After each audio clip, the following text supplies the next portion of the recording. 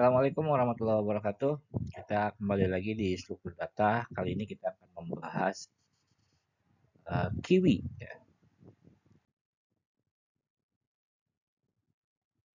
Selanjutnya, teman-teman, setelah kita membahas tag yang prinsipnya LIFO, sekarang kita akan coba beralih ke struktur data lain yang nggak kalah penting, yaitu Kiwi atau antrian di dalam dunia nyata. Nah, Kiwi adalah struktur data yang bekerja berdasarkan prinsipnya FIFO, yaitu in, first, out. Artinya, elemen yang masuk pertama itu akan keluar pertama. Seperti kalau di antrian ya, di dalam loket, di kantin atau pelayanan administrasi lain. Contoh misalkan yang sangat familiar, misalkan kita beli tiket di konser gitu ya. Ketika banyak pelanggan ingin membeli tiket secara bersamaan, maka akan mengantri satu persatu. Pelanggan yang datang lebih dulu itu akan dilayani lebih dulu. Terus satu persatu ya dipanggil, terus dia lakukan transaksi. Nah ini adalah prinsip dari Kiwi. Jadi Kiwi artinya adalah digunakan ketika ingin menjalankan proses secara tertib dan berurutan. Nah, contoh kasus pada pembelian tiket ya, tadi kita sudah bahas. Terus kita juga aplikasikan konsep ini pada kasus nyata biar lebih bisa mudah. Nah ini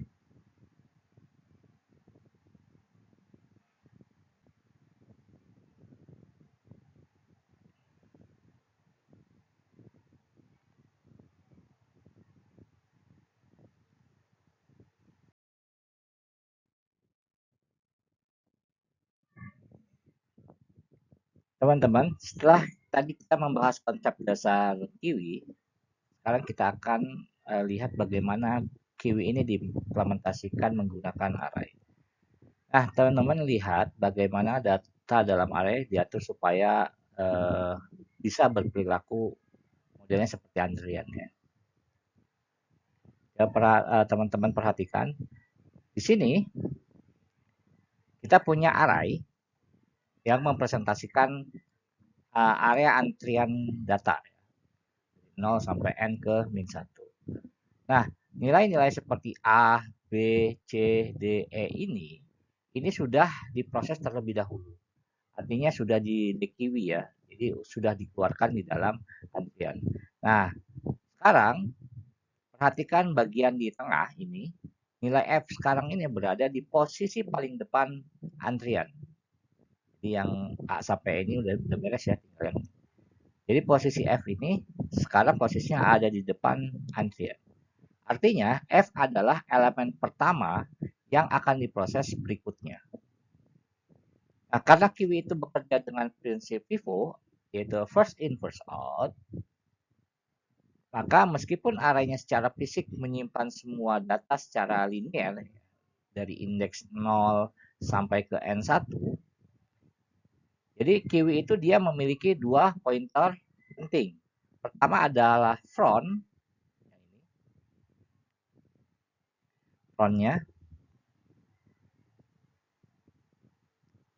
Front ini adalah menunjuk ke data yang akan dikeluarkan berikutnya. Jadi kasusnya adalah F ya, misalkan. Karena di A sampai E ini sudah. Nah, berikutnya ada rear. Rear itu adalah menunjuk posisi yang kosong untuk pemasukan elemen berikutnya. Jadi posisi rear-nya di mana? Posisi rear-nya adalah di sebelah M. Ini adalah rear. Yang ini adalah front. Itu ya teman-teman ya. Selanjutnya teman-teman, setelah tadi kita melihat bagaimana Kiwi itu diimplementasikan di dalam array, sekarang kita bahas lebih dalam tentang operasi utama yang digunakan di dalam data terutama di Kiwi. Nah, Kiwi itu punya dua operasi utama yang wajib kita pahami. Pertama adalah NKiwi. Pertama adalah NKiwi. NQW ini adalah digunakan untuk menambah atau untuk menambahkan elemen ke akhir antrian. Kalau NQW ya, misalkan saya punya antrian A, B, C, D, maka NQW adalah dia akan menambahkan satu elemen di akhir antrian. Ini adalah NQ. Nah, yang kedua adalah DQW. DQW ini adalah digunakan untuk penghapus elemen di awal antrian. Nah, kalau tadi NQW itu dia akan menambahkan sisi di sini, Nah, untuk DQW dia akan menghapus elemen yang di awal antrian. Atau dengan kata lain, melayani elemen yang paling depan, sisi front.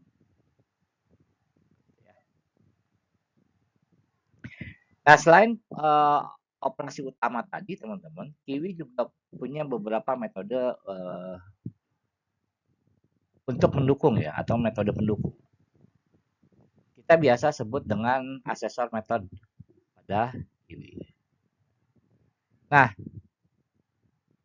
asesor metode ini fungsinya itu tidak mengubah isi antrian, teman-teman. Jadi hanya untuk melihat kondisinya. Pertama adalah first. Ya. First ini fungsinya adalah mengembalikan elemen pertama dalam antrian tanpa menghapusnya. Ya.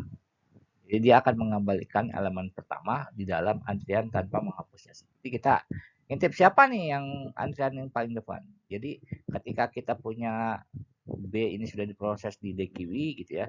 Nah, berarti kan tinggal CD. Kalimat first ini ya, dia akan melihat elemen mana yang paling depan, maka dia akan melihat sisi adalah C. Terus berikutnya adalah size. Size ini adalah menunjukkan jumlah elemen yang sedang ada di dalam DQW. Jadi tadi kalau misalnya AB sudah diproses di DQW, misalkan sisa CD, maka size-nya adalah 2 elemen. Terus berikutnya ada is empty.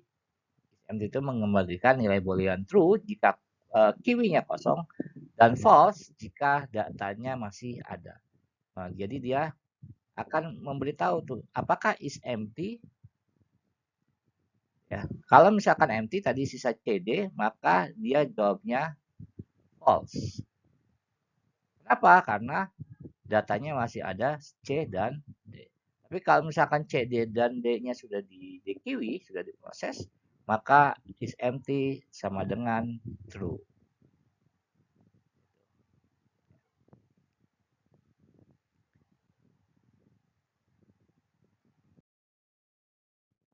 Nah, baik teman-teman, kita coba akan melihat penerapan operasi Kiwi berbasis array.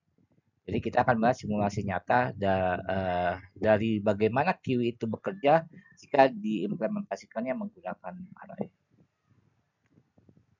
Nah, ini adalah langkah demi langkah operasi Kiwi-nya ya. Jadi di sini adalah metodenya, ada return value-nya, terus ada first-nya, ada nilainya ya. Yang berapa, terus metodenya apa, dan sebagainya. Oke, kita bahas ya teman-teman. Pertama adalah NQW. Nah, di NQW ini elemen 10 itu dimasukkan ke dalam antrian. Nah, yang pertama nih. NQW 10. Jadi dia akan memasukkan elemen pertama nilainya area antrian adalah nilainya 10. Nah, ya. Terus berikutnya NQW 6. NQW 6. Maka dari 10 tadi maka akan masuk elemen berikutnya yaitu elemen 6. Elemen 6. Selanjutnya kita cek tadi ada cek dia menyatakan bahwa size ada berapa sih nilai nilainya yang ada di antrian, maka dia akan mengembalikan nilai 2 karena nilainya itu ada 2, ada 10 dan 6. Ya, size-nya adalah 2. Nah, perhatikan ilustrasi visual di sini teman-teman.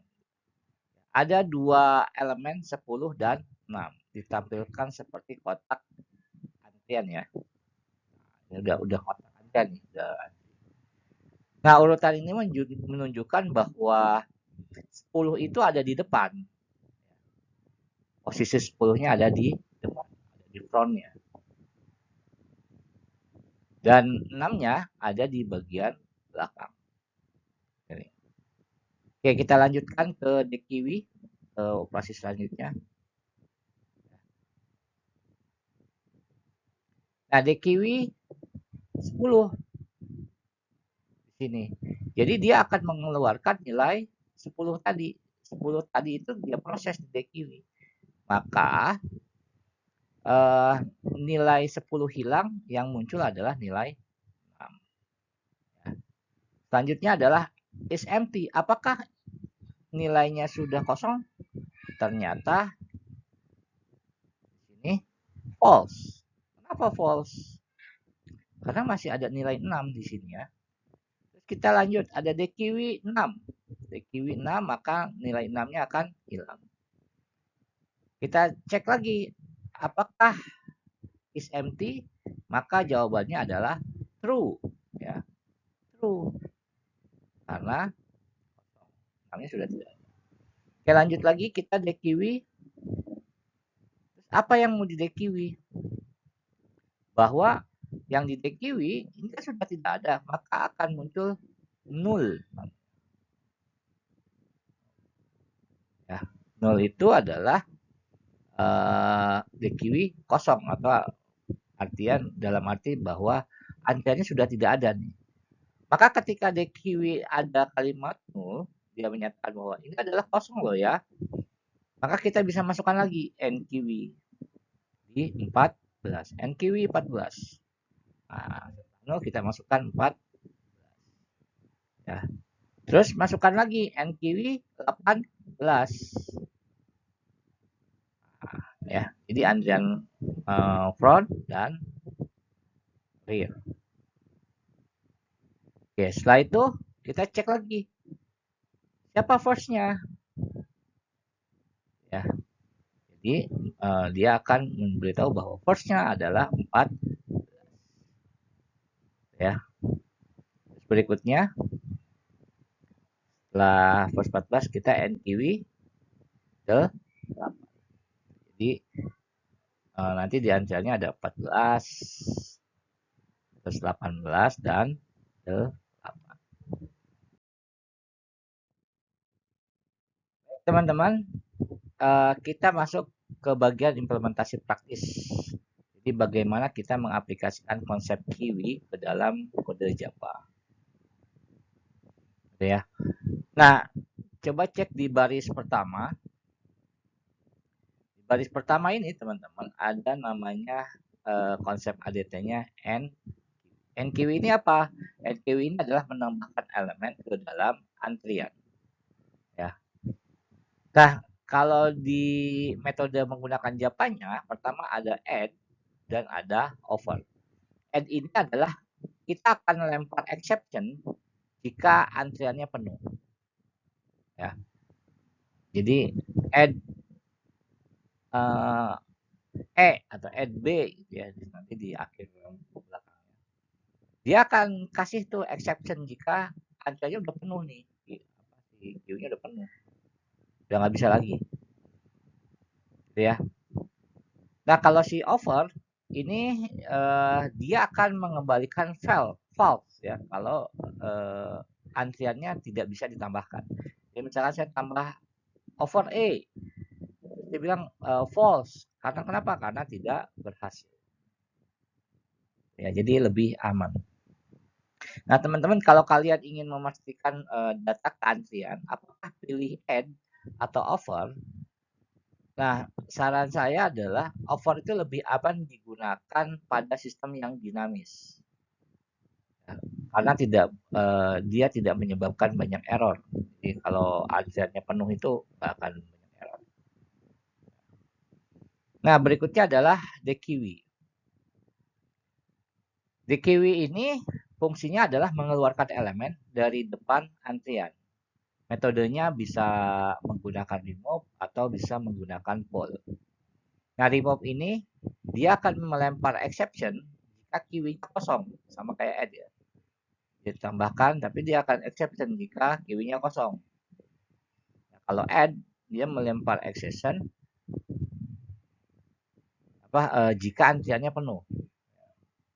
Nah, pull ini sama, dia akan mengembalikan kalimat null jika queue-nya kosong. Jadi misalkan pull X, nah, ternyata queue-nya kosong, apa yang mau dibuang? Maka tulisannya akan menghasilkan kalimat null. Ya, jadi mirip tadi pull lebih aman untuk dipakai ketika kita belum yakin nih antriannya apakah masih isi atau masih kosong. Selanjutnya adalah first. First ini di konsep ADT Kiwi kita bisa melihat elemen pertama tanpa menghapusnya. Nah, saya punya ini, misalkan B, C, D. Nah, untuk first ini misalkan A, ya, ini sudah di DQW, sisanya adalah sisa B. Nah, kalau untuk first, teman-teman, kita akan melihat elemen pertama tanpa menghapus nih. Jadi oh, nilai yang pertama tuh yang mana? Ya. Nah, di Java itu bisa menggunakan elemen, perintah elemen, untuk melempar exception jika dia kosong. Elemen 1 atau 0, nanti dia akan muncul B. Pick, berikutnya pick, ini digunakan jika nulnya kosong. Jadi misalkan elemennya udah kosong banget ya, ternyata udah kita pakai pick, dia akan memberikan kalimat nul. Nah, teman-teman, kalau kalian hanya ingin mengecek misalkan siapa yang paling depan, itu enaknya adalah gunakan pick. Ya. Kenapa? Pick ini sangat berguna kalau kita ingin menampilkan preview data. Enak tuh.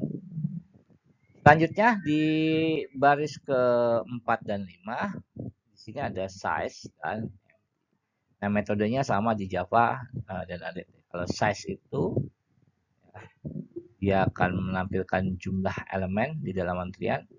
Kalau is empty, apakah antriannya kosong atau tidak? Nah, teman-teman, dua metode ini adalah asesor yang sering digunakan untuk mengecek kondisi antrian sebelumnya. Ya. Jadi kita bisa manipulasi datanya ya.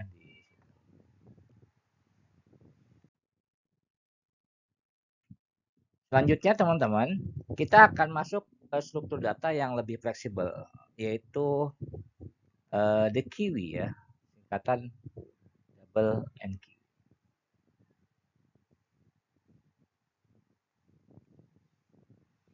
Nah, di slide ini menunjukkan bagaimana DQW itu bisa diimplementasikan menggunakan array.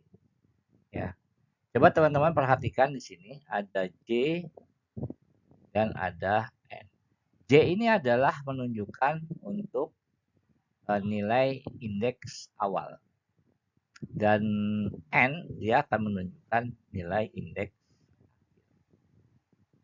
Nah, array itu akan digunakan seperti memutar roda. Mungkin kalau kita menyisipkan satu atau menghapus elemen dari mana saja, bukan hanya dari ujung seperti stack atau kiwi biasa. Nah, coba teman-teman lihatkan di operasinya. Kita punya data C-nya itu 0 dan N-nya itu 8. 1, 2, 3, 4, 5, 6, 7, 8. Ya, N-nya ada 8. J-nya 0. 1, 2, 3, 4, 6, 7, 8. J-nya itu di 0. Ingat dimulainya dari 0 ya. Tapi nilai indeks akhirnya itu ada 8. Nah, langkah operasi visual pertama adalah menghapus elemen ini, menghapus elemen C pada indeks kedua. Ya. Jadi elemen pada indeks kedua yaitu C 1, 2 ini akan kita hapus. Ya. Berarti elemen setelahnya D, E, F, G, H dan seterusnya ya, dia akan bergeser ke kiri, ke sini. Ya. Jadi J-nya 1, N-nya 7. Maka hasilnya adalah A, B, D, E, F, G, H. Nah, turun sini akan geser. Ya, dia akan geser. Ini akan geser. Tetap ya ini geser. Tapi ini geser. Nah, berikutnya ada add X. Add 4 dan X. Jadi di sini adalah menambahkan nilai X di indeks ke-4. Ya. Menambahkan X atau menambahkan elemen X pada indeks ke-4. Nah, teman-teman, elemen dari posisi tersebut tadi kita lihat ada posisi E, F gitu ya. Ada E, F, G, H. Jadi 1, 2, 3, 4. Ini kita akan tambahkan X. 1, 2, 3, 4. Karena ini nilainya 1, 2, 3, 4. Kita tambahkan X-nya. Maka nanti F, G, H ya, dia akan bergeser ke kanan. Oke, selanjutnya add 3 G. Apa ini artinya? Dia ditambahkan sebelum X. Jadi indeks ketiga. Jadi indeks ketiga adalah Y. Ya, dia akan sebelum X. Nah, kenapa di sini? Karena di sini adalah 1, 2, 3. Dia akan menambahkan indeks ketiga menjadi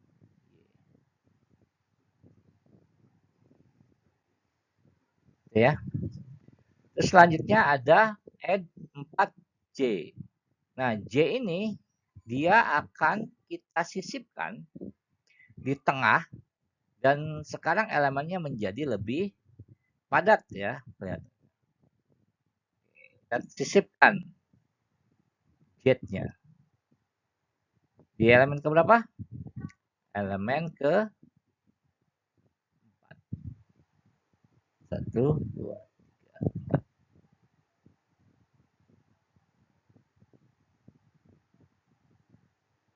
Ya. Nah, jadi nanti yang A ini dia akan muter ke belakang sini. Jadi Z-nya disisipkan tengah, sekarang elemen menjadi lebih. Nah, posisi elemen seperti X, F, G, H dia akan geser ke kanan. Nah, ini.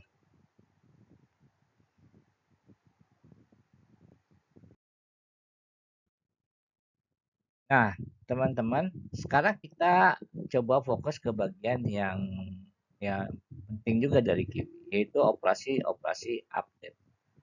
Nah, beda dengan Kiwi biasa, di Kiwi dapat memungkinkan penambahan dan penghapusan itu dari kedua ujung. Jadi depan dan belakang itu kita bisa penambahan atau penghapusan. Ini yang membuat DQW itu bisa menjadikan sangat fleksibel. Oke, kita bahas adalah operasi yang sering digunakan di dalam DQI sebagai update metodenya adalah pertama add first. Nah, add first ini dia menambahkan elemen ya, elemen E, ya, X dan sebagainya ke bagian depan DQI. Nah, bayangkan kita bisa menyisipkan elemen di kepala antrian. Kalau ada kepalanya,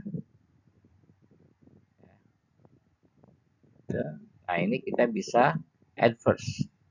Sisipin di sini. Terus berikutnya ada add last. Nah, add last ini adalah sama seperti NQI. Ini menambahkan elemen E di belakang DQI. Jadi dari dua metode ini kita bisa menyusun DQI baik dari kiri maupun dari kanan. Selanjutnya adalah remove first. Remove first ini dia akan menghapus dan mengembalikan elemen dari depan DQI. Kalau kosong, ya biasanya akan mengembalikan kalimat nul. Kalau kosong dia bilang ini nul. Atau dia ngelempar exception. Ya, dia tergantung dari si programmingnya. Berikutnya adalah remove last. Kalau tadi remove first dia akan menghapus dan mengembalikan elemen di bagian depan. Nah, kalau remove last dia kebalikannya tadi. Dia akan menghapus dan mengembalikan elemen dari belakang D. Teman-teman, dua metode ini membantu kita untuk mengambil elemen dari sisi manapun sesuai dengan kebutuhan programmingnya. Selanjutnya teman-teman, setelah kita membahas berbagai operasi update seperti add first tadi ya, ada remove last. Nah, sekarang kita akan bahas asesor method pada operasi D. Nah, asesor di sini berarti operasi yang tidak mengubah isi kiwinya. Jadi kalau asesor itu hanya untuk melihat dan memeriksa isi dari si DQW itu. Nah, operasi DQW sebagai asesor yang pertama adalah first. First ini, teman-teman, digunakan untuk melihat elemen pertama dalam DQW tanpa menghapus elemen itu. Jadi kalau tadi kita bilang ada E, F, G, H. Nah, ketika dia menggunakan first, maka dia akan muncul elemen E. Ya, jadi nggak dihapus, hanya diperlihatkan saja. Terus kalau last, nah ini last itu kebalikan dari first. Metode ini dia akan mengembalikan elemen terakhir dari dalam DQW juga. Tapi tentu dengan tidak menghapus elemen yang ada. Jadi kalau last, dia akan menunjukkan elemen. Nah, keduanya sangat berguna kalau kita butuh ngintip nih, isi DQW-nya itu apa kalau dari sisi dua arah. Ya, walaupun kita tidak mengganggu urutannya. Selanjutnya ada size. Size itu menampilkan jumlah elemen yang ada di DQW saat ini. Ya, yang tadinya A, B, C, D mungkin karena sudah diproses DQW, maka size ini memunculkan berapa sih elemen yang ada saat ini. Jawab adalah E, F, G, H, 1, 2, 3, 4. Selanjutnya ada is empty. Is empty ini adalah menampilkan nilai boolean. Nah, apa yang ditampilkan nilai boolean tadi? Pertama adalah true jika DQW-nya kosong. Terus berikutnya adalah false. False itu apa? False itu jika datanya yang kita lihat masih ada. Nah, teman-teman, fungsi ini penting ya untuk mencegah error misalnya sebelum melakukan remove atau last.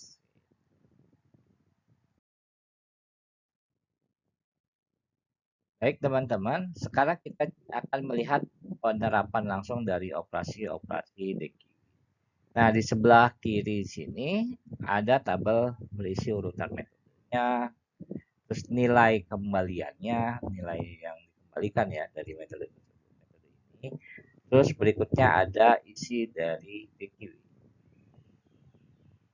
Nah, untuk sebelah kanan nanti kita akan lihat visualisasi area antriannya. Jadi kita bisa bayangkan pergerakan data secara nyatanya. Ya. Pertama adalah add last. Add last 10. Nah, add last 10 berarti dia akan menambahkan nilai 10 ke bagian belakang. Ya, nilai antriannya. Masuk 10. Nah, karena 10 ini sudah tidak ada antrian di depannya, maka dia akan posisinya di depan sendiri otomatis. Berikutnya adverse 6. Karena nilai 10 sudah ada, maka kita akan menambahkan nilai 6 pada posisi di depan 10. Ini ya. Selanjutnya adverse 14. Tambahkan lagi di posisi paling depan dengan nilai 4. Jadi nanti akan DQ-nya berapa? 14, 6, dan nah, dari sini sudah ada antrian. Kita akan menggunakan first. First, kita akan mengintip elemen pertama. Hasilnya yang mana? Hasilnya adalah 14. Karena di DQ-nya tetap 14, 6, dan selanjutnya kita akan coba remove last. Remove last berarti kita akan meremove nilai 10. Ya, DQ. Maka hasilnya nanti hanya 14 dan 6 harusnya. Ya. Nah, terus berikutnya adalah remove last lagi. Sudah remove last ya. Berikutnya adalah size. Cek jumlah elemen. Hasilnya berapa? Hasilnya adalah 2.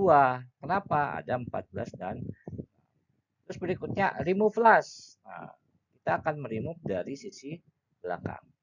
Nilainya 6. Maka yang akan muncul adalah sisa 14 di DQ. Terus kemudian remove first. Nah, remove first karena sebenarnya nilainya sudah 1 ya, mau remove plus mau remove plus akan hasilnya menghilang 14. Karena ini nilainya 1 ya. Poinnya 14. Tapi kalau misalkan ada panjang beberapa nilai, maka kita menggunakan remove first. Maka yang di depan di sini akan hilang menjadi DQI kosong. Berikutnya kita setelah DQI kosong, kita pakai last. Kenapa? Kita akan ambil elemen terakhir. Nilainya 2. Add first ya. Add first nilainya 12. Kenapa? Jadi kita akan tambahkan 12. Berikutnya kita cek menggunakan last. Nah, last itu berapa sih elemen terakhirnya? Maka hasilnya 12. Terus add first 16. Add first 16 berarti kita akan tambahkan poin 16 di depan. Terus pertanyaan berikutnya, apakah antriannya empty? Maka jawabannya false. Kenapa? Karena masih ada 2 elemen yaitu 16 dan 12. Terus berikutnya last. Nah, dari 2 elemen ini berapa elemen yang terakhir? Hasilnya adalah 2 ya teman-teman ya.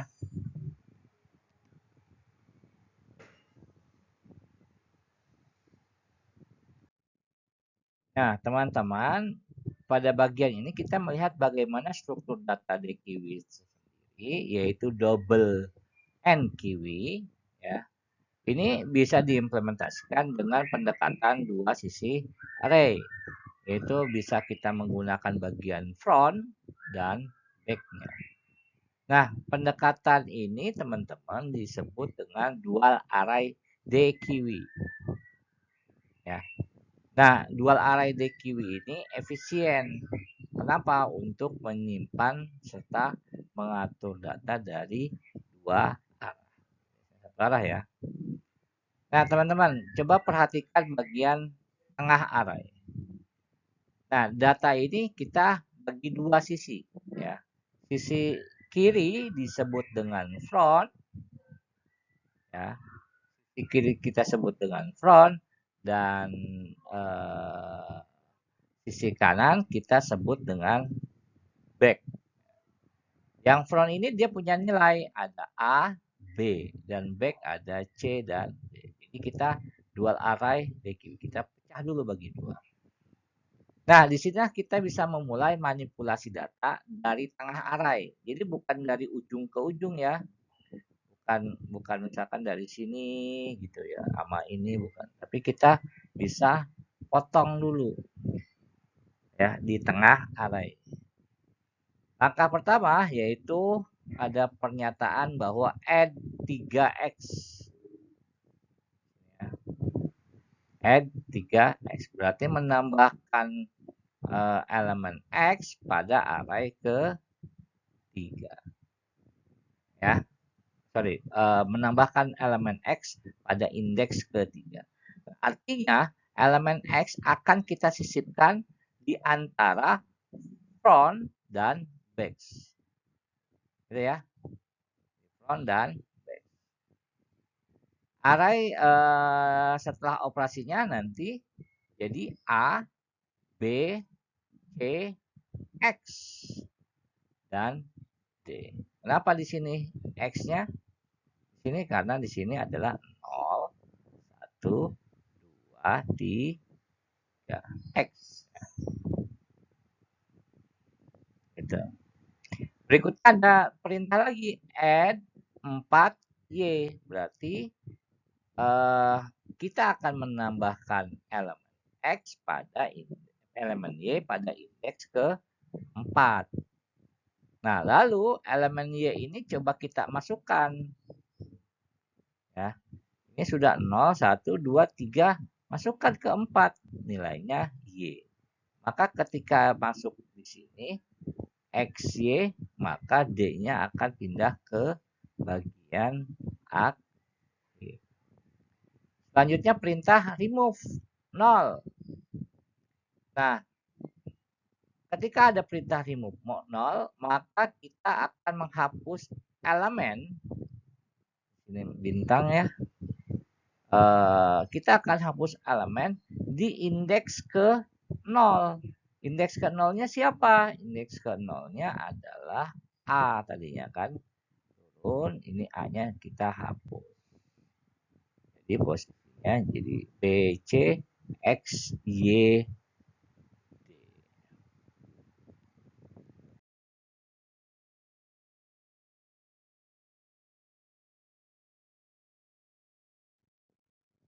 Selanjutnya teman-teman, kita coba masuk ke struktur data yang lebih kompleks. Namanya adalah Rootis Array Stack. Nah, Rootis Array Stack ini biasanya diimplementasikan stack berbasis array. Gitu ya. Tapi dia menggunakan pendekatan blok bertingkat. Kenapa dia menggunakan blok bertingkat? Karena di sini akan menghemat ruang memori hingga meningkatkan efisiensi. Nah, apa sih Rootis Array Stack ini? Di struktur data, teman-teman, data itu akan dibagi ke dalam beberapa blok array kecil. Di array itu kemarin array A, ini array A, nanti array sininya misalkan 13, ini array lagi. Ini array semua.